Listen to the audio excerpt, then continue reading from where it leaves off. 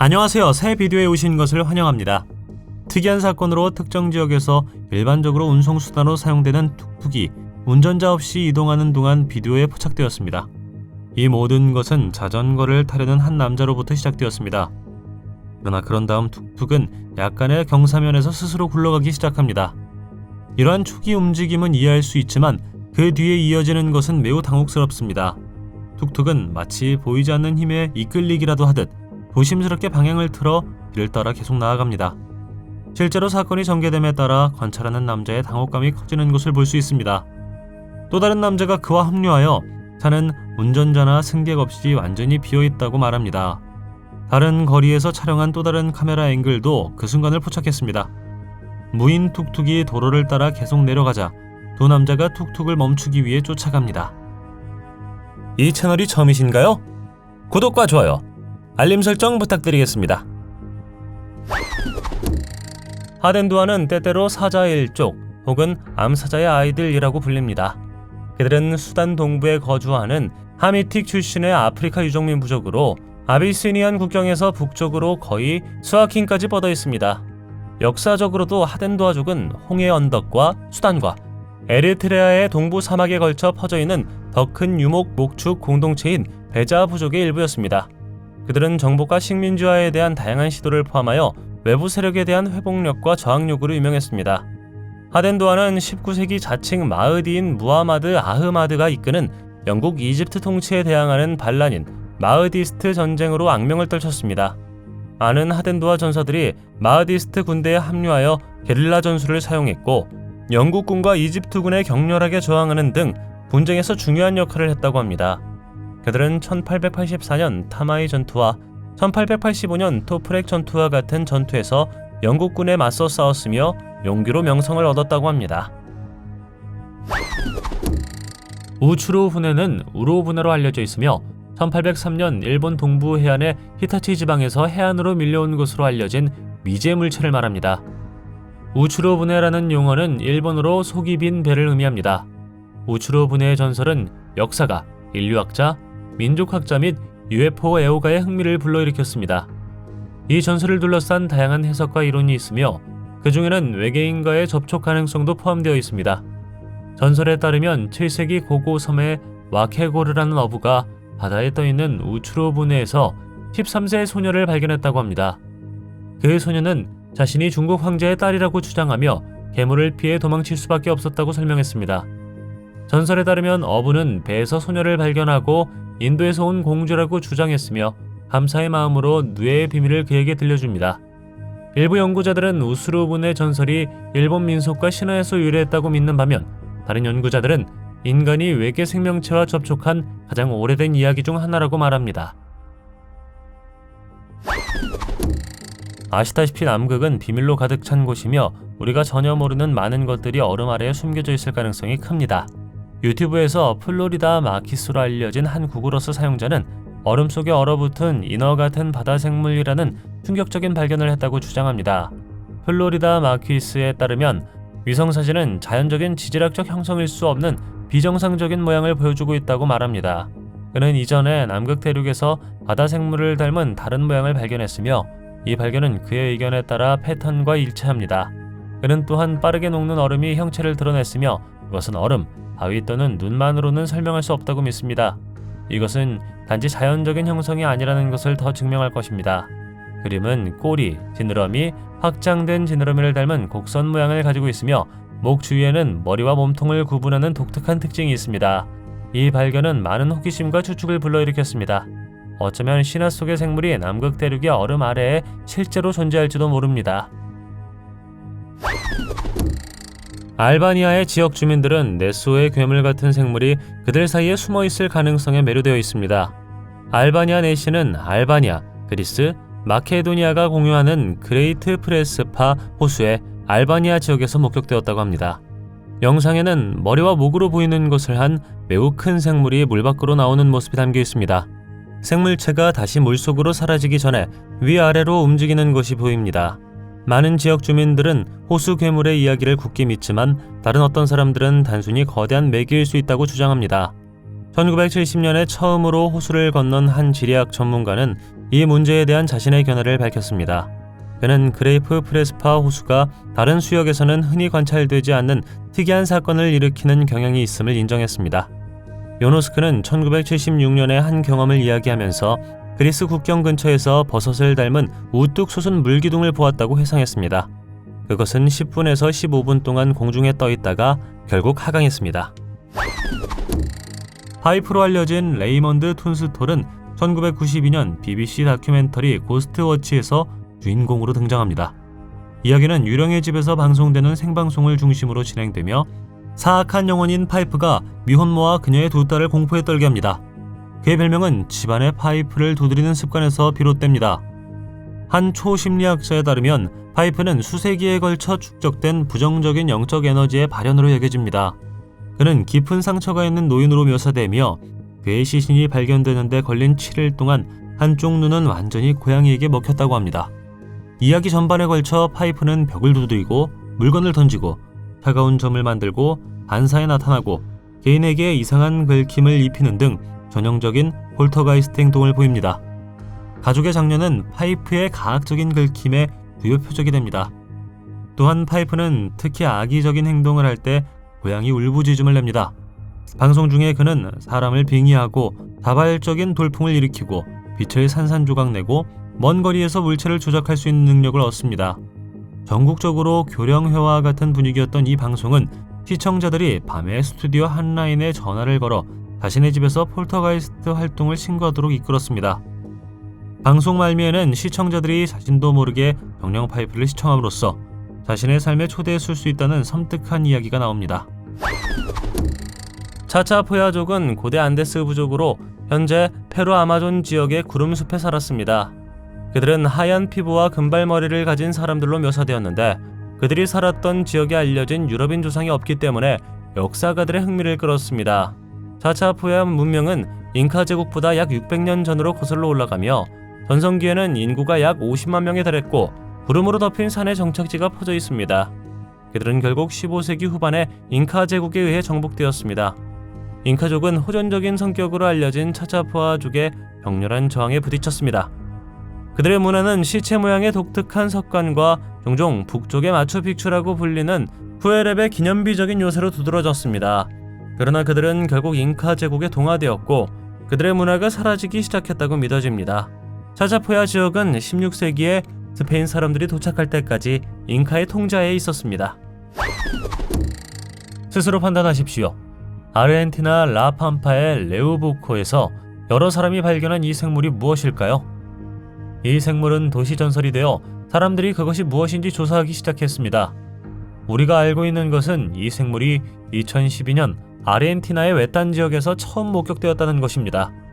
풍차 근처의 시골 지역을 걷던 한 남자는 그 광경을 보고 겁에 질렸습니다. 그는 왜 그토록 두려웠을까요? 생물이 그에게 도망칠 기회를 주지 않았기 때문입니다. 놈은 즉시 공격했고 남자는 자신을 방어하기 위해 놈의 머리를 쳤습니다. 그의 형은 이 사건을 공론화했고 그는 그 생물의 시체를 발견했으며 신원을 확인하기 위해 대중에게 공개했습니다. 한 전문가는 그 생물이 앵글로 누비아 염소라고 불리는 목이 긴 포유류일 수 있다고 제안했는데 염소가 때때로 사람을 공격하는 것으로 알려져 있기 때문에 그럴듯하게 들립니다. 그러나 이 생물체의 정체는 또한 그것이 안데스 산맥 고지대에 서식하는 두 마리의 남아메리카 야생 낙타류 중 하나인 비쿠냐일 가능성을 제기했습니다.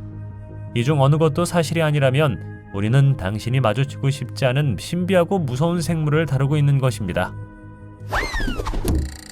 벨기에 브뤼셀의 한 사무실 건물에 있는 보안 카메라에 회전문과 관련된 미스터리한 순간이 포착되었습니다. 이러한 회전문은 중심축을 중심으로 회전하는 두껍고 견고한 유리 패널로 만들어지는 경우가 많습니다. 영상에서 처음에는 모든 것이 정상인 것처럼 보였지만 일부 직원이 건물을 떠나면서 갑자기 유리 패널 중 하나가 예고도 없이 수천 조각으로 산산조각이 납니다. 유리가 바닥에 퍼졌지만 다행히 아무도 다치지 않았습니다. 유리는 산산조각이 났지만 문틀은 그대로 남아있었고 이 이상한 사건에 대한 뚜렷한 원인은 보이지 않는 바람에 사무실에 있던 모든 사람들은 망연자실했습니다. 직원들은 당연히 혼란스러웠습니다. 어쨌든 그것은 당신이 매일 보는 것은 아닙니다. 건물 관리인과 지역 당국이 사건을 조사했지만 명확한 원인을 찾지 못해 회전문이 어떻게 산산조각이 나는지에 대한 흥미로운 미스터리를 남겼습니다. 이 불균형적인 큰 뼈를 보면 거인이 우리의 집단적 상상력의 혼합물인지 아니면 과거에 정말로 존재했는지 궁금해집니다. 민속학과 신화에 묘사된 거인은 종종 공포감을 불러일으키는 거대하고 괴물 같은 존재로 묘사됩니다. 그들은 다양한 문화 전통에 나타납니다. 북유럽 신화에서 요트나루로 알려진 거인은 종종 신과 반대되는 것으로 묘사됩니다. 일부는 대략 인간 크기로 묘사되는 반면 다른 일부는 얼음거인, 불거인, 한거인과 같이 거대하게 묘사됩니다. 예를 들어 성경의 구약 성경에는 네피림으로 알려진 거인에 대한 기록이 있는데 네피림은 특별한 힘과 신체적 비율을 가진 존재로 묘사됩니다. 거인은 또한 영국 동화에 등장하며 종종 어리석고 폭력적인 괴물로 묘사되며 때로는 인간이나 가축을 소비하는 것을 선호합니다. 노르웨이 그린란드인은 10세기 말과 11세기 초에 그린란드 남서쪽 해안에 정착지를 세운 중세 노르웨이인입니다. 그린란드에 최초의 노르웨이 정착촌을 세운 것으로 알려진 붉은 에릭이 이끄는 이 노르웨이 정착민들은 아이슬란드와 노르웨이에서 새로운 농경지와 무역 기회를 찾아왔습니다. 그들은 전통적으로 부족으로 간주되지 않지만 이 정착촌은 15세기 불가사의한 상황으로 인해 사라졌습니다. 그들은 해적의 습격을 포함한 외부의 위협에 직면했습니다. 이 기간 동안 독일, 무어, 영국의 해적들이 아이슬란드를 여러 차례 공격했으며 1418년 그린란드의 동부 정착지가 해적의 습격을 받았다는 증거가 있습니다. 그린란드에 있는 노르웨이 정착촌의 종말이 완전히 명확하지는 않지만 점진적으로 감소할 조짐이 있습니다. 예를 들어 동부 정착지의 무덤들은 15세기에 묻힌 가임기 여성의 수가 감소했음을 보여줍니다. 이는 많은 여성이 출산 중 사망하거나 아이슬란드 또는 노르웨이로 이주하여 인구 감소로 이어졌을 수 있음을 시사합니다. 상상해 보십시오. 날씨가 좋은 날 시골에서 산책을 하고 있는데 갑자기 누군가 또는 무언가가 운동하는 소리를 듣게 됩니다. 그곳 언덕 바로 너머로 유난히 키가 크고 창백한 인간의 형체가 팔굽혀펴기를 하고 있는 것을 볼 수 있습니다. 이상하게 들릴지 모르겠지만 이 수치는 도시 신화인 슬렌더맨의 설명에 적합합니다. 슬렌더맨은 종종 키가 크고 날씬하며 부자연스럽게 긴 팔이 뻗어 있거나 혁수처럼 보일 수 있는 것으로 묘사됩니다. 영상 속의 인물은 매우 비슷해 보이지만 왜 그런 행동을 하는지는 여전히 미스터리로 남아 있습니다. 목격자들은 종종 검은 양복을 입은 슬렌더맨을 묘사하지만 이 세부 사항은 최근에 신화에 추가되었습니다. 그의 얼굴은 일반적으로 눈에 띄는 특징 없는 얼굴, 비어있는 것으로 묘사됩니다. 목격자들은 목격담에서 뱀 같은 것부터 밧줄 같은 것까지 여분의 팔다리가 있었다고 말합니다. 슬렌더맨은 2014년에 많은 관심과 악명을 얻었지만 이 비디오는 많은 정보를 사용할 수 없었습니다. 더 최근에 나온 것 같죠. 또한 2016년에는 여러 슬렌더맨에 대한 다큐멘터리가 제작되었다고 합니다. 보안 카메라에 포착된 다음 순간은 갑자기 어디선가 나타나 시선을 사로잡는 인간과 같은 형체로 시작됩니다. 이것은 건물 입구를 향해 의도적으로 걸어가고 모든 것이 정상으로 보입니다.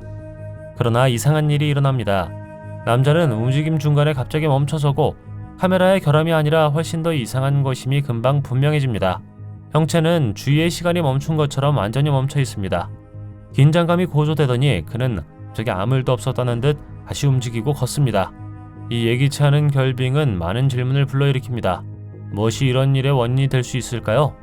이것이 일시적인 시간의 단절일까요? 아니면 평행현실을 보는 것일까요?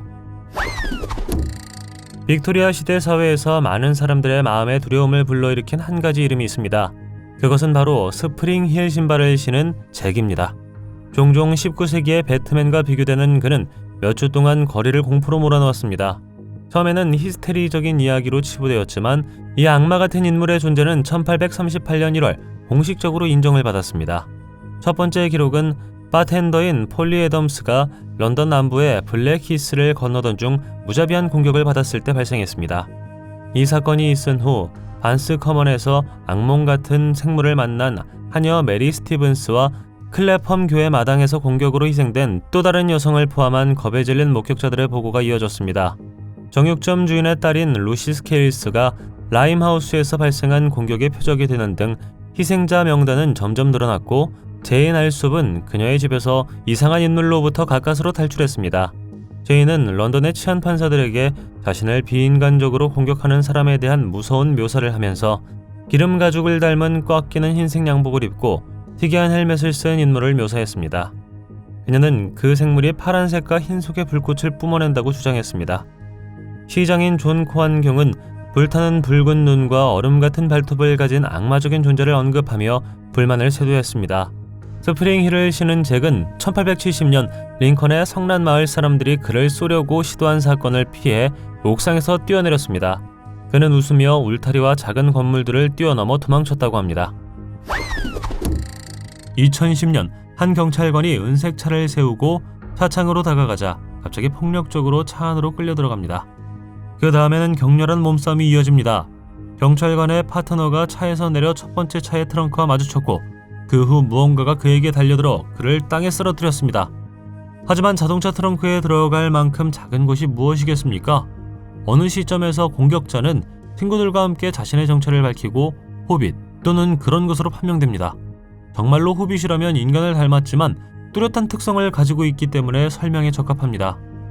난쟁이 요정일 수도 있습니다. 민속학에 따르면 숲 난쟁이는 인간과 거의 마주치지 않으며 자연과 밀접한 유대감을 가지고 있습니다. 정원 난쟁이 요정은 오래된 정원과 관련이 있으며 우울한 이야기로 유명합니다. 반면에 시베리아 난쟁이 요정은 더 크고 더 공격적인 성격을 가지고 있으며 트롤과 자유롭게 어울린다고 합니다. 이 사람은 어떤 일을 겪었으며 그 후에 무슨 일이 일어났을까요? 댓글로 알려주십시오. 베오툭족은 전통적으로 캐나다의 뉴펀들랜드 섬에 거주했던 원주민이었습니다. 그들은 자신들만의 언어인 베오투카너를 가지고 있었는데 이 언어는 알콩키너와 관련이 있을 수 있습니다. 1497년 존 캐봇이 그들을 발견했을 때 그들의 개체수는 약 500명으로 추산되었습니다. 베오툭족은 결핵과 같은 유럽의 질병에 노출되어 있었는데 그들은 결핵에 대한 면역력이 전혀 없었습니다. 유럽인들의 정착이 늘어남에 따라 베오툭족은 중요한 자원, 특히 바다에서 채취하는 자원에 대한 접근을 거부당했습니다. 그들은 뉴펀들랜드 내륙으로 몸을 떠난 유럽 모피 상인들과의 경쟁에 직면했습니다. 베오툭족은 또한 노바스코티아의 사냥꾼과 같은 다른 토착 집단과 갈등을 빚었습니다. 이러한 갈등은 베오툭족의 인구를 더욱 약화시켰습니다. 19세기 초 베오툭족은 익스플로잇 강 유역에 살던 소수의 난민 집단으로 전락했고 제한된 자원으로 생존하기 위해 고군분투했습니다. 샤나우디텟을 포함한 마지막 베오툭족은 19세기 초에 사망했습니다. 1829년 샤나우디텟의 죽음은 베오툭족의 멸종을 선언하는 계기가 되었습니다. 2020년 10월 13일 보스니아 알프스 깊숙한 곳에서 기괴한 현상에 대한 보고가 나오기 시작했습니다. 한 사람이 멀리서 촬영하기로 결정했습니다. 그들은 마치 로브를 입은 것처럼 보이는 거대한 존재들에게 둘러싸인 어떤 종류의 구조물을 보았는데 그들은 마치 찬송을 하거나 기도하는 것처럼 팔을 들고 있었고 그 구조물은 빛나고 있었습니다. 촬영자에 따르면 이 거대한 존재는 날 수도 있었다고 합니다. 그들은 그 생물체들의 키가 적어도 3.5m라고 추정했습니다. 위급한 순간에 그 존재 중 한 명이 자신들이 촬영되고 있다는 것을 알아챘습니다. 그들의 움직임이 바뀌었고 녹음하던 사람은 재빨리 달아났습니다. 불행히도 우리는 비와 빛으로 인해 시야를 확보하기 어려웠습니다. 얼굴을 명확하게 볼 수 없었죠. 우리는 고대의 의식을 목격하고 있는 것일까요? 아니면 이들은 지구로 내려온 천사들이었을까요? 그 이유는 무엇이었을까요? 플로리다주 마이애미의 써니 아일스 비치를 따라 여유롭게 산책하던 잭스라는 사람은 지평선에서 이상한 것을 발견했습니다. 뭐가 문제일까요? 이 근처에는 도시가 없습니다. 영상에서는 요트, 범선, 화물선도 볼 수 없습니다. 그리고 실제로 거기에 있어서는 안 되는 신비한 도시, 많은 사람들은 잭스가 지평선 바로 위에 나타나는 복잡한 유형의 착시 현상인 파타 모르가나를 포착했을 것이라고 생각합니다. 다른 사람들은 이 신비한 모습이 전설적인 유령 도시 비린가과 관련이 있을 수 있다고 생각합니다. 필리핀 민속에 따르면 비린가는 엘도라도나 아틀란티스와 같은 장소에 비해 신화적인 도시입니다. 필리핀의 사마르 섬에 위치하고 있으며 초자연적 존재인 엔칸토스가 살고 있다고 합니다. 이 존재는 인간의 형태를 취할 수 있지만 코와 윗입술 사이에 홈이 없습니다. 이것은 또한 종종 신비한 목격 및 심지어 악마 빙의와 관련이 있습니다. 일본 회사가 이 지역에서 금과 우라늄을 발견했지만 설명할 수 없는 사고와 재해로 인해 결국 프로젝트를 포기하였다고 합니다. 잭스가 카메라에 포착한 것은 무엇이라고 생각하시나요? 자연 현상일까요? 착시일까요? 아니면 훨씬 더 신비한 것일까요? 도굴꾼은 고인과 함께 묻힌 귀중품을 훔칠 목적으로 무덤을 불법적으로 굴착하는 개인입니다. 무덤 도굴 행위는 오랜 역사를 가지고 있으며 다양한 문화와 시대에 문서화되어 있습니다. 고대 로마의 로마인들은 무덤, 지하실, 무덤 자체의 도난과 파괴를 경험했습니다. 무덤 도굴은 무덤을 모독하는 것과 관련이 있기 때문에 불법이며 이는 사회규범과 종교적 관습에 대한 심각한 위반으로 간주됩니다. 그것은 종종 개인 소지품이나 인간의 유해를 훔치는 것과 관련이 있는데 이는 고인과 그 가족에게 무례할 뿐만 아니라 재산권을 침해하는 것입니다. 어떤 사람들은 신성모독 그 자체를 위해 무덤 도굴에 가담하고 자신의 노력을 과시하는 것을 즐깁니다. 이 비디오에서는 무덤을 훔치는 방법과 정확히 무엇을 찾아야 하는지 시연하는 사람을 볼 수 있어 매우 섬뜩합니다. 도굴 범죄를 저지르다 적발된 사람은 벌금과 징역형을 포함한 형사처벌을 받을 수 있습니다. 이 영상 속 인물이 잡혔는지 여부는 불분명하며 소년의 신원을 둘러싼 이야기는 여전히 미스터리로 남아있습니다. 까나르제는 롱아일랜드 가장 서쪽 끝, 현재 뉴욕 브루클린에 거주한 먼시를 사용하는 레나페 사람들의 그룹이었습니다. 이것은 네덜란드가 1620년대와 1630년대에 뉴 암스테르담을 식민지화했을 때였습니다. 이들은 맨해튼 섬을 네덜란드인에게 팔 수 있었지만 아래쪽 부분만 차지하고 나머지는 북쪽의 와핑거 사람들을 위한 계절별 사냥터로 사용되었습니다. 1636년 네덜란드 식민지 개척자들은 하나시 인디언과 협상을 벌여 그들로부터 땅을 사들였고 뉴 암스테르담 주시자가 발행한 증서를 통해 땅의 식민지 소유권을 확인했습니다. 그들의 보호를 보장하기 위한 계약 조항에도 불구하고 많은 카나시 인디언들은 아프리카 노예들과 함께 네덜란드의 노예 생활을 강요받았고 그 결과 두 집단 사이에 섞이게 되었습니다. 17세기 말에는 카나제족이 이 지역에서 거의 사라졌지만 부족의 한 구성원인 조엘 스퀴드모어는 1907년 사망할 때까지 근처에 살았다고 합니다. 까나르제 부족의 주요 마을 중 하나인 까나리제 지역은 여전히 그들의 이름을 지니고 있으며 마지막 정착지 중 하나입니다. 이 비디오에서는 한 어린 소년이 평범한 장난감 거북이로 보이는 것 옆에 앉아 있는데 처음에는 별다른 현상이 일어나지 않습니다.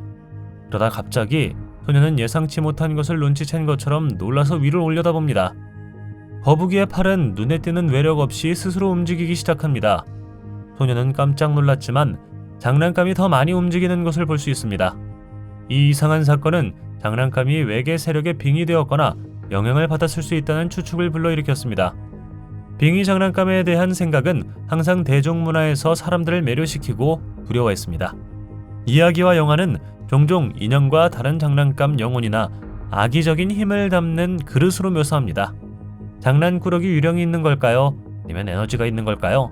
아니면 장난감에 살고 있는 다른 세상의 존재일까요? 반면에 일부는 전자기 간섭이나 기계적 결합일 수 있다고 말합니다. 장난감에는 눈에 띄는 메커니즘이 없는 것처럼 보이지만 이는 사건을 더욱 신비롭고 설명할 수 없게 만들 뿐입니다. 엘버타의 홈 시큐리티 카메라는 장관을 이루는 것을 포착했으며 많은 사람들은 이 영상이 유성이 대기권에 진입하여 타오르는 것을 보여준다고 추측합니다. 종종 불덩어리라고 불리는 이러한 유형의 현상은 드문 일이 아닙니다. 에드먼턴과 캘거리와 같은 캐나다의 다른 도시에서도 유사한 사건이 관찰되었습니다. 대부분의 사람들은 그것이 유성이라고 믿지만 다른 이론이 있습니다. 한 가지 흥미로운 아이디어는 그 발견 물체가 지구로 내려오는 외계 우주선일 수 있다는 것입니다. 광활한 농지가 있는 알버타는 그러한 만남을 위한 은밀한 착륙 지점을 제공할 수 있습니다. 이것이 여러분에게 다가오는 것을 본다면 어떤 생각이 들겠습니까? 당신은 즉시 유성을 생각하겠습니까? 아니면 UFO를 생각하시겠습니까? 댓글로 알려주십시오. 외계 생명체가 큰 머리와 큰 눈을 가진 작은 녹색 인간이라는 상징적 이미지는 이 다음 이야기에서 유래했습니다. 1955년 8월 21일 켄터키주 남서부 홉킨스빌에 있는 대농가인 서튼 부부에게 무슨 일이 일어났습니다. 사건은 서튼 가족의 친구인 빌리 레이 테일러가 뒷마당에서 물을 기르러 갔을 때 시작되었습니다.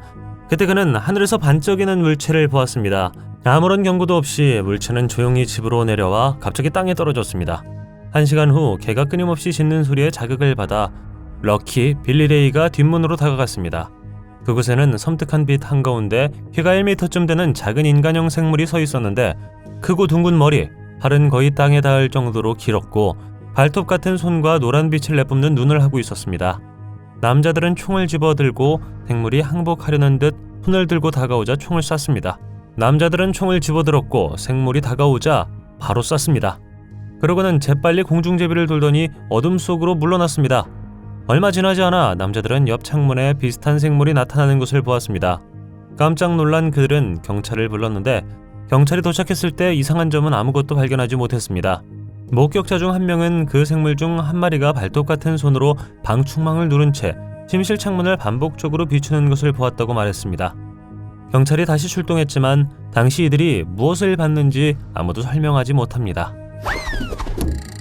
흥미로운 페이스북 동영상에서 고대 유물은 모든 합리적인 설명과 물리 법칙을 무시합니다.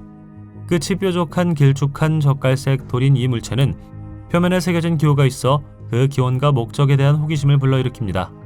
카메라 뒤에 있는 사람은 유물을 어떻게 얻었는지 밝히지 않았지만 이 물체는 많은 추측을 불러일으켰습니다. 영상은 돌과 사람의 손이 모두 반사되어 사라지고 손의 골격만 보이는 장면으로 시작합니다. 일부 관찰자들은 돌과 관련된 저주의 가능성을 제안했으며 그 독특한 특성은 초자연적인 힘에 기인합니다. 시계에 가까이 다가가면 그 존재가 신비롭게 시계바늘의 움직임을 멈춥니다. 마찬가지로 돌이 가까이 있으면 전구가 깜빡입니다. 가장 기괴한 계시는 돌을 물컵에 넣어 물을 설명할 수 없을 정도로 끓게 할 때 펼쳐집니다. 이 유물을 둘러싼 미스터리를 풀기 위해 여러 이론이 등장했습니다. 다른 사람들은 그 돌이 외계에서 기원했을 수 있다는 생각을 품고 있으며 그것이 이상하고 예측할 수 없는 방식으로 지구의 기술과 상호작용한다고 추측합니다. 할로사족은 사납고 호전적인 종족으로 알려져 있으며 유럽의 탐험가들과 작은 부족들 모두에게 주목을 받았습니다. 그들은 플로리다의 남서쪽 해안에 거주하는 남아메리카 원주민 부족이었습니다. 그들의 사회는 에버글레이즈 지역의 고대 민족으로부터 진화했으며 초기 토착 문화는 수천 년 동안 이 지역에 살았습니다. 할루사족은 농업보다 바다에 더 의존하여 생계를 유지했습니다. 그들은 숙련된 어부이자 사냥꾼이었으며 그들의 주요 식량 공급원은 고기잡이와 사냥이었습니다. 할루사는 플로리다주 남서쪽에 위치하고 있음에도 불구하고 플로리다 동부 해안의 부족을 포함하여 이 지역의 다양한 다른 부족에 대한 지배력과 영향력으로 유명했습니다. 그들은 복잡한 사회 및 정치 조직, 탐합신 통치 정신을 가지고 있었으며 가면을 쓴 사제들의 행렬과 수백 명의 젊은 여성들이 동조된 노래를 포함한 광범위한 의식을 거행했습니다. 불행히도 그들의 인구는 유럽 탐험가, 전쟁 및 노예 제도로 질병으로 인해 크게 감소했습니다. 18세기에 이르러 그들은 더 이상 별개의 문화로 존재하지 않게 되었습니다. 할루사족은 플로리다에서 유럽인 침략의 영향에 굴복한 마지막 아메리카 원주민 사회 중 하나였습니다. 한때 호모사피엔스는 지구상에 존재하는 유일한 인간종이 아니었습니다. 네안데르탈인에 대해 이야기하는 것이 아닙니다. 모나이드 피플은 체로키족이 도착하기 전에 미국 남부 에팔레치아 산맥에 살았다고 전해지는 전설적인 종족입니다. 체로키족의 전설에 따르면 달의 눈을 가진 사람들은 창백하고 완벽하게 하얀 피부와 턱수염을 가진 체로키족과 신체적으로 다르게 생겼다고 합니다. 그들은 낮에는 볼 수 없었기 때문에 달의 눈이라고 불렀습니다. 그들의 예민한 눈은 태양에 가려져 있었습니다. 달 눈동자에 대한 전설은 18세기 후반부터 여러 기록에서 언급되어 왔습니다. 초기 미국 박물학자 벤자민 스미스 바트는 조지아 정착민인 레너드 마버리로부터 이 전설을 들은 후 이 전설에 대해 썼습니다. 초기 미국 역사에서 저명한 인물인 존 세비어도 그의 편지에서 고대 백인종을 언급했습니다. 전설에 따르면 무나이드 피플은 전쟁에서 패배한 후 지하에서 살기 시작했습니다. 체로키 우주론에서 인간은 다른 초자연적 존재와 세계를 공유하며 이 사람들은 이 자연 세계의 일부로 간주되었습니다. 이 다음 영상은 베트남의 울창한 정글에서 촬영한 것으로 여전히 기괴하고 설명할 수 없는 생물에 대한 소문이 돌고 있습니다. 그 이야기 중 하나는 수십 년 전에 죽었을 수도 있는 미라화된 인간형 생물인 소름 끼치는 표범과 관련이 있습니다. 그것은 인간과 뱀 사이의 무서운 십자가로 보이며 머리에서 길고 뒤엉킨 금발머리를 늘어뜨리고 있습니다. 불행히도 비디오에 대해 알려진 것은 많지 않지만 이 생물을 발견한 사람은 누구나 겁에 질렸을 것입니다. 이 존재는 털이 많은 상체, 털추류 같은 팔, 영장류 코, 회생눈, 불안한 미소 등 인간과 원숭이 같은 특징이 기괴하게 혼합된 얼굴을 가지고 있습니다. 이 생물은 무엇일까요? 미지의 종일까요? 그리고 정글에 그런 존재가 더 있을 수 있을까요? 아마도 가장 눈에 띄는 특징은 몸의 아래쪽 부분으로 전환되는 것입니다. 뱀과 같은 비늘로 덮여서 이 신비한 하이브리드 생물을 완성합니다. 유리망상은 중세와 근대 초기 유럽에서 나타난 심리적 현상입니다. 그것은 개인이 자신의 몸이 유리로 만들어졌기 때문에 산산조각이 나기 쉽다고 강하게 믿는 것이 특징입니다. 이러한 망상은 종종 영향을 받은 개인들이 잠재적인 해를 피하기 위해 극도로 예방조치를 취하도록 이끌었습니다. 유리망상은 귀족과 사회적 지위가 높은 사람들 사이에서 가장 흔하게 관찰되었습니다. 역사적 기록에는 유리망상에 몇 가지 주목할 만한 사례가 언급되었습니다. 예를 들어 프랑스의 왕 샤를 6세는 이러한 망상에 시달렸고 그것으로부터 자신을 보호하기 위한 조치를 취했습니다. 그는 두꺼운 담요에 쌓인 채 몇 시간 동안 꼼짝도 하지 않았으며 심지어 유리 장기를 보호하기 위해 혈제 갈비뼈가 있는 특수 슈트를 입기도 했습니다. 유리망상의 유행은 17세기 후반 이후 감소했습니다. 그러나 19세기 후반에 파리, 에든버러, 네덜란드에서 고립된 사례가 보고되었습니다. 태즈메니아인은 호주 본토 남쪽에 있는 섬인 태즈메니아의 원주민들입니다. 유럽 식민지 개척자들이 도착하기 수천 년 전, 그들은 지금까지 본 적이 없는 풍부하고 독특한 문화를 가지고 있었습니다. 태즈메니아 원주민 인구는 유럽의 식민지화와 뒤이은 흑인 전쟁의 갈등 이후 심각한 감소를 경험했습니다.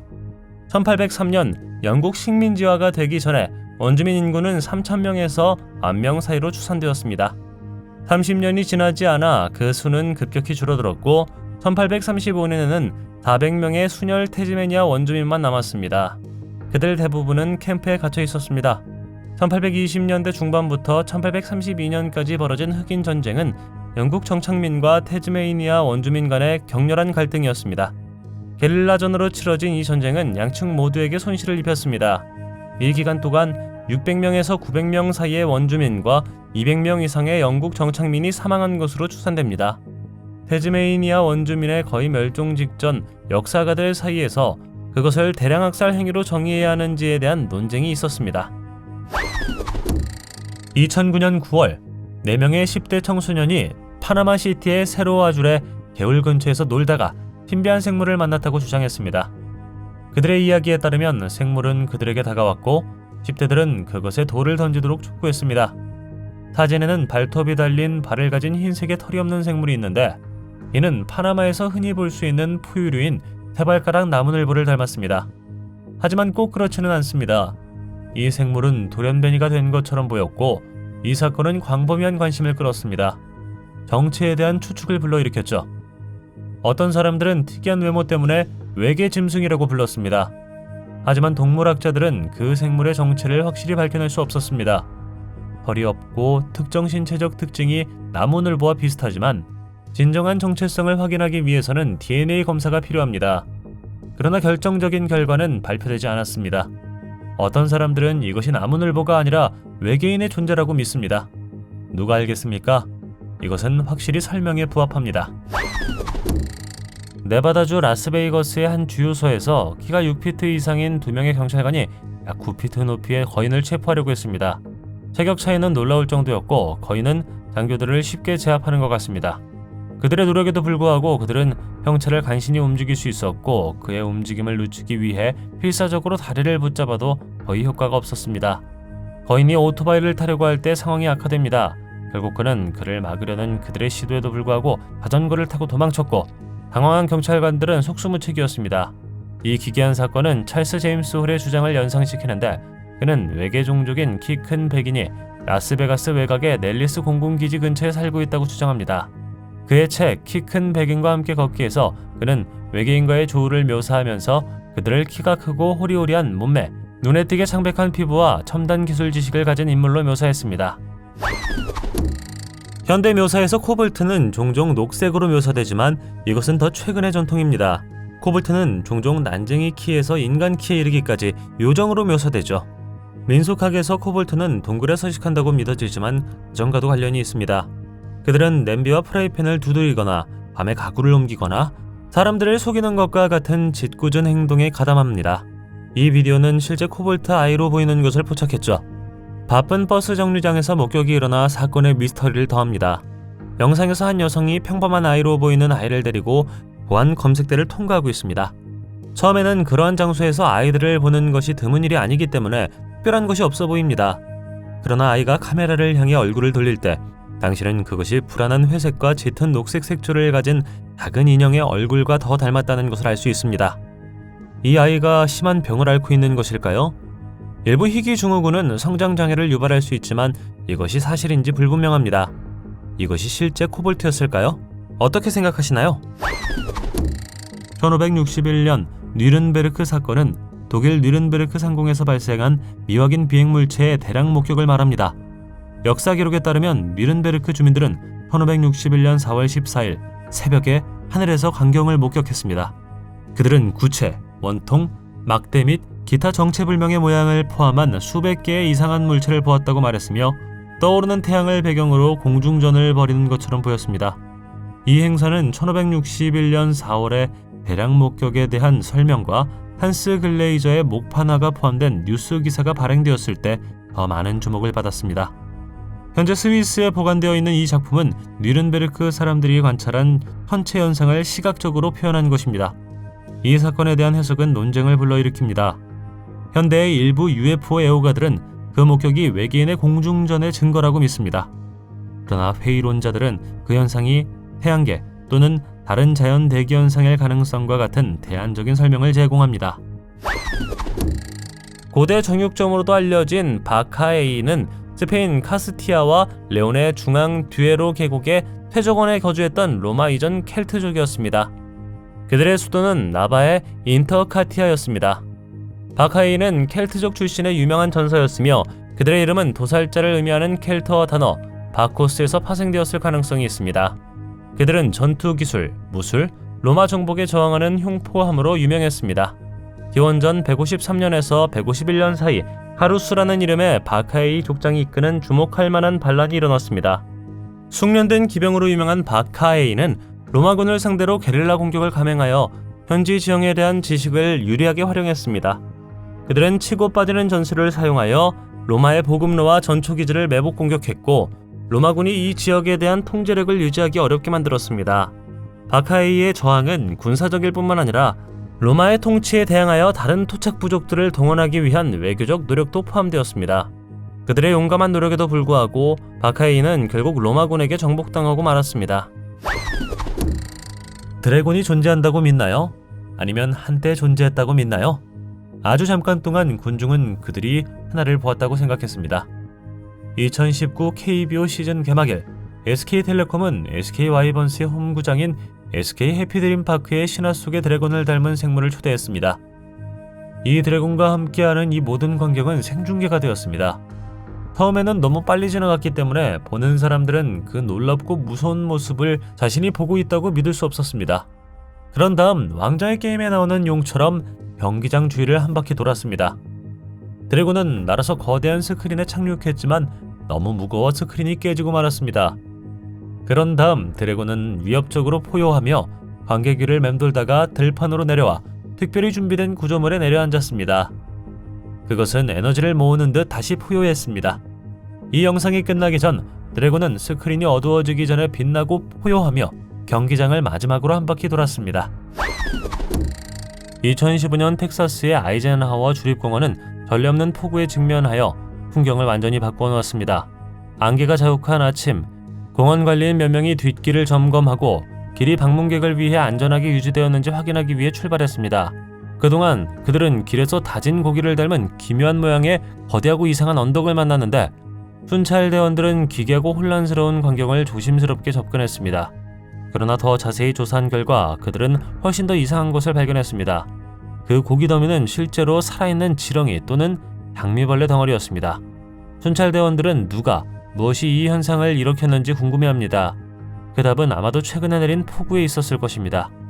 흠뻑 젖고 물에 잠긴 땅 때문에 지렁이들은 지하은신처에서 쫓겨나 더 높은 곳을 찾게 되었을 것입니다.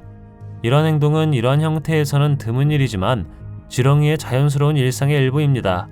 일반적으로 그들은 토양에 공기를 공급하고 영양분을 재활용하는 데 중요한 역할을 하지만 극한의 기상 조건은 그들의 행동을 완전히 방해할 수 있습니다. 순찰대원들은 계속되는 강우로 인해 퍼펙트 스톰이 발생해 지렁이가 한꺼번에 수면 위로 떠올랐다고 추측했는데 이것이 이 기괴한 광경을 설명해 준 것 같습니다. 다음 비디오에서 한 남자가 도서관 중앙에 도착할 때까지 도서관을 쫓고 있습니다. 그러고 나서 잠시 침묵이 흘렀지만 그 다음에는 눈 깜짝할 사이에 두 번째 남자가 갑자기 오른쪽으로 사라집니다.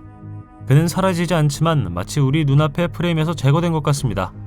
주변 사람들의 반응, 특히 촬영된 남자의 반응이 눈에 띕니다.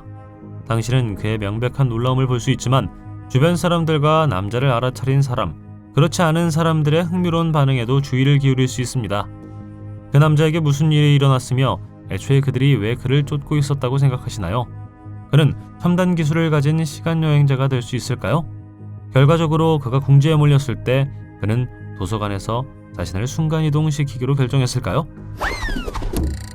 카란 카와족은 현재 텍사스 지역의 멕시코만을 따라 살았던 아메리카 원주민 부족 그룹입니다. 그들은 갈브스톤 베이에서 코퍼스 크리스티 베이까지, 그리고 콜로라도 카운티의 현재 이글 레이크까지 내륙 지역에 거주했습니다. 카란 카와족의 인구는 1685년 프랑스 탐험가 시에르 드 라살이 마타고르다만에 정착했을 때 약 400명으로 추산되었습니다. 그러나 1820년대에 이르러 그들의 인구는 질병, 다른 인디언 집단과의 갈등, 환경 변화로 인해 약 500명으로 줄어들었습니다. 앵글로 아메리칸과 테아노의 공격으로 카란 카와족은 해안에서 더 멀리 떨어져 더 남쪽의 리오그란데 계곡으로 들어갔습니다. 1858년 테아노 군대는 카란 카와족의 마지막 부족으로 여겨지는 사람들을 학살했습니다. 하지만 많은 사람들은 이미 남쪽의 멕시코로 이주했거나 다른 부족에 합류했거나 백인 사회에 강제로 동화되었습니다. 카란 카와족은 뛰어난 활쏘기 솜씨로 유명했으며 그들의 활은 붉은 삼나무로 만들어졌습니다. 유럽인들과 접촉하여 금속을 얻은 후 그들의 활은 더욱 치명적인 무기가 되었습니다. 화살의 길이는 약 1m였고 끝은 강철로 되어 있었으며 야생 거위 깃털이 달려 있었습니다. 그들은 그 지역에 알려진 다른 언어들과는 밀접한 관련이 없는 독특한 언어를 가지고 있었습니다. 어렸을 때 나는 것을 바랐지만 그 꿈이 불가능하다고 치부된 적이 있나요? 하지만 이 남자는 포기하지 않았습니다. 신비한 비디오에서 우리는 그가 먼저 정원 한가운데 누워있고 그 다음에는 느리지만 확실하게 떠오르기 시작하는 것을 봅니다. 당연히 그가 밧줄이나 케이블로 떠받치고 있다고 생각할 것입니다. 어쨌든 그것이 그들이 영화에서 하는 방식이죠. 그러나 남자는 줄넘기를 집어들고 몇 번의 점프를 하는데 모두 문제없이 정말로 떠있다는 것을 보여줍니다. 티베트 불교에는 공중부양을 포함한 초자연적인 힘을 가지고 있다고 하는 요기와 신비주의자들에 대한 이야기가 있습니다. 영상에서 남성은 한 곳에 떠있을 뿐만 아니라 주변도 움직일 수 있다는 점을 보여줍니다. 11세기 요가 수행자이자 시인인 말라레파는 티베트 불교 전통에서 유명한 비행단으로 자주 인용됩니다. 이 영상 속 남자가 그의 몸과 마음속에 떠있을 수 있는 무언가를 열었다고 생각하시나요? 아니면 단순히 속임수일까요? 인도네시아 해역에서 마치 수중 화산이 수면 바로 아래에서 분출하는 것과 같은 특이한 현상이 관찰되었습니다. 적어도 일부 과학자들은 그렇게 말합니다. 다른 사람들은 전자기 주파수가 물에 영향을 미치고 있을 수 있으며 아마도 테스트 중인 기계나 근처의 UFO에서 올 수 있다고 말합니다. 하지만 과학자들은 좀 더 자연적인 설명이 있다고 믿습니다. 한 가지 가능한 설명은 프라란카로 알려진 현상입니다. 이것은 강물과 바닷물이 섞이는 것과 같이 두 가지 다른 유형의 물이 만날 때 발생합니다. 이것의 유명한 예는 리오 네그로의 어두운 물이 리오 솔리몽에스의 모래생물과 충돌하는 아마존에서 볼 수 있습니다. 그 결과 소용돌이 치는 해류와 대조되는 색상의 장관이 표시되며 결국 물이 합쳐지기 전에 몇 마일 동안도 볼 수 있습니다. 당신은 이 설명을 믿나요? 아니면 인도네시아의 물은 더 신비로운 것일까요? 2012년 인도의 페렌 지역에서 한 주민이 덫에 걸린 영장류를 묘사한 사진이 유포되면서 논쟁이 촉발되었습니다. 이후 산림당국은 이 영장류가 인도, 방글라데시, 미얀마의 북동부 지역에서 일반적으로 발견되는 훌로 긴팔 원숭이로 알려진 멸종위기에 처한 종에 속한다고 주장했습니다. 불행히도 훌로 긴팔 원숭이는 나가랜드에서 멸종위기에 처해 있습니다.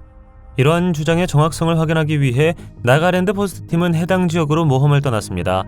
하지만 소문과 부족 간의 신화와 추측 속에서 진실을 확증하려는 그들의 시도는 헛수고가 되었습니다. 영장류는 이미 잘루키 시장에서 다른 사람에게 팔렸다는 것이 밝혀졌죠. 포착된 영장류의 사진에는 외계 생명체를 연상시키는 놀라운 모습이 담겨 있었으며 인간 아이와 놀라울 정도로 닮아 있었습니다. 마을 사람들은 그것을 소원을 이룰 수 있는 힘을 가지고 있다고 믿어지는 존재를 중심으로 하는 부족 신화와 연관시켰습니다. 펜허스트에 발견된 영상은 2013년에 등장한 소름 끼치는 비디오 녹화 시리즈입니다. 영상은 두 부분으로 나뉘며 원본 필름은 2008년으로 거슬러 올라갑니다. 1908년에 설립된 정신병원인 펜허스트 병원은 어두운 역사를 가지고 있으며 학대에 대한 광범위한 보고로 인해 1987년에 결국 폐쇄되었습니다. 영상은 2008년 5월 2명의 학생이 펜허스트에 들어와 미스터리하게 사라졌고 그들의 행방은 알 수 없다는 내용의 텍스트로 시작합니다. 이어지는 장면들은 캠코더로 녹화된 것으로 보이는 발견된 영상들의 모음을 묘사합니다. 이 영상은 두 학생이 펜허스트를 탐험하는 모습을 보여주며 한 명은 제시카로 확인되었고 카메라 뒤에 있는 사람은 익명으로 남아 있습니다. 영상 속 두 사람은 버려진 병원 안에서 가벼운 대화를 나눕니다.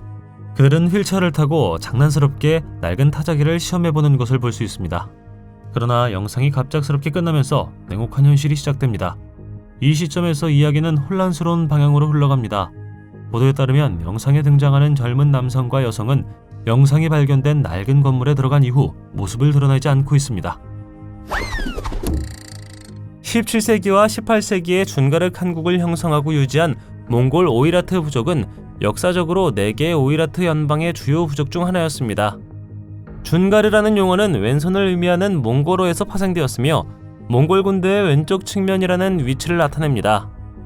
이것은 17세기 초에 등장한 여러 티베트 불교, 오이랏 몽골 부족의 연합이었습니다. 그들은 쿠바크세라이라는 수도를 세우고 영토 전역에 수도원을 세웠습니다. 준가르족은 불교를 믿었으며 주민들이 정착하고 농업에 종사하며 소규모 생산에 참여하도록 장려했습니다.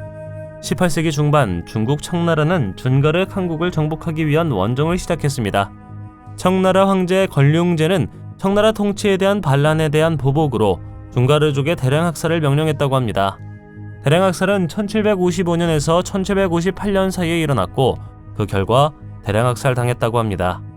추정 사망자 수는 준가르 인구의 70%에서 80%까지 다양하며 질병과 전쟁으로 인한 사망자도 있다고 합니다. 한 남자가 슈퍼마켓에서 쇼핑을 하고 있을 때 정말 이상한 일이 일어납니다. 그는 바구니를 내려놓고 지갑을 찾기 시작했습니다. 그러고는 마치 보이지 않는 괴물을 볼 수 있는 슈퍼히어로 영화에서 나오는 것처럼 그는 위를 바라보기 시작합니다. 당황한 기색이 역력한 그의 눈은 머리 위에 무언가를 따라갑니다. 그러다가 그는 마치 새가 그에게 달려드는 것처럼 갑자기 뛰어내리고 그는 너무 놀라서 땅에 쓰러져 머리를 가렸는데 아마도 두려움에 떨었을 것입니다. 당신이 그의 입장이라면 당신도 두렵지 않을까요? 인터넷은 그가 보았을 수도 있는 것에 대해 다양한 이론을 내놓았습니다. 어떤 사람들은 그것이 새가 아니라 초자연적인 무언가라고 생각하는 반면 다른 어떤 사람들은 그것이 저승사자일 수 있다고 말합니다. 어떻게 생각하시나요? 댓글로 알려주십시오. 조지아의 안개 낀 우울한 날, 한 여성이 바쁜 일상에서 벗어나 가족과 함께 해변에 나갔습니다. 비가 부드럽게 내리며 고요하면서도 다소 으스스한 분위기를 자아냈습니다. 그녀가 해안선을 따라 걸으며 수평선 쪽을 바라보았을 때 그녀는 멀리서 물 위를 걷고 있는 거대하고 인간적인 형체를 보았습니다. 한 걸음 한 걸음 내디딜 때 자연의 법칙을 거스르는 듯한 파문이 일어났습니다. 그 실루엣은 잿빛 바다를 배경으로 날카롭게 눈에 띄었고 기묘한 우아함으로 물 위를 걷는 것처럼 보였습니다. 두근두근하는 심장박동으로 그녀는 재빨리 휴대전화를 집어 이 초현실적인 순간을 포착했습니다. 그녀의 가족들은 그녀만큼이나 혼란스러워하며 놀라움으로 지켜보고 자신들이 보고 있는 것을 이해하려고 애썼습니다. 나중에 그녀는 틱톡에 비디오를 게시했고 댓글이 쏟아졌습니다. 많은 시청자들은 회의적이었고 단순히 부패일 수도 있고 멀리 떨어진 등대일 수도 있다고 제안했습니다. 그러나 그녀는 그것이 사람임에 틀림없다고 굳게 확신했습니다. 또 다른 영상에서 그녀는 주변 환경을 보여주며 근처에 부표나 등대가 없다는 점을 강조했고 해안선과 끝없는 바다의 공허함은 수수께끼를 더욱 깊어지게 할 뿐이었습니다. 당신이 경험한 가장 신비로운 순간은 언제인가요? 댓글로 알려주십시오. 동영상이 마음에 들면 좋아요 부탁드리겠습니다. 저희가 만든 더 많은 동영상을 보고 싶으시다면 화면에서 하나를 클릭하거나 채널을 살펴보세요. 시청해주셔서 감사드리며 다음에 뵙겠습니다.